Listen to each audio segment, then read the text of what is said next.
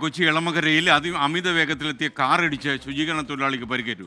അപകടത്തിന് ശേഷം ഡ്രൈവർ കാറുമായി കടന്നു കളഞ്ഞു. കേസെടുത്ത ഡ്രൈവറെ സ്റ്റേഷൻ ജാമ്യത്തിൽ വിട്ടയച്ച പോലീസ് നടപടിക്കെതിരെ കുടുംബം ഇന്ന് രംഗത്ത് വന്നു. ഈ മാസം 7-നുണ്ടായ അപകടത്തിൻ്റെ ദൃശ്യങ്ങൾ 24-ന് കിട്ടി. ഈ ദൃശ്യങ്ങളാണ് ഇനി പ്രേക്ഷകരെ കാണിക്കുന്നത്.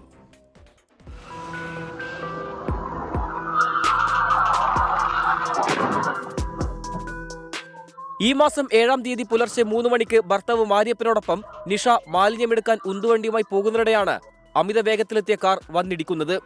ഒഴിഞ്ഞുമാറാൻ നിഷ ശ്രമിച്ചെങ്കിലും കാർ ഇടിച്ചിടുന്നത് ദൃശ്യങ്ങളിൽ വ്യക്തമാണ്. കാറിൽ നിന്നിറങ്ങിയ യുവാവ് ആശുപത്രിയിൽ കൊണ്ടുപോകാമെന്ന് പറഞ്ഞ ശേഷം കടന്നു കളഞ്ഞെന്ന് നിഷ. ഹോൺ അടിച്ചിട്ടില്ല, അവൻ ഭയങ്കര സ്പീഡായിരുന്നു വണ്ടിക്ക്. ലൈറ്റിന്റെ വെട്ടം വന്ന് അടിച്ചപ്പോഴാണ് തിരിഞ്ഞു നോക്കുമ്പോൾ എൻ്റെ തൊട്ടടുത്തെത്തി. അപ്പോൾ ഞാൻ വേസ്റ്റ് വണ്ടി ഇട്ടിട്ട് ഓടിയെങ്കിലും ബാക്കിലൊന്ന് ഇടിക്കുകയും ചെയ്തു. ഇടത് കാലിനും നട്ടെല്ലും പരിക്കേറ്റ നിഷയെ പിന്നീട് മാലിന്യം ശേഖരിക്കുന്ന വണ്ടിയിലാണ് ഭർത്താവ് ആശുപത്രിയിലേക്ക് കൊണ്ടുപോയത്.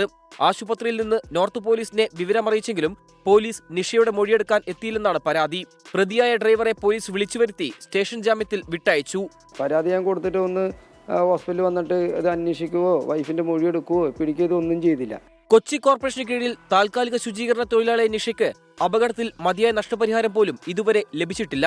24 കൊച്ചി.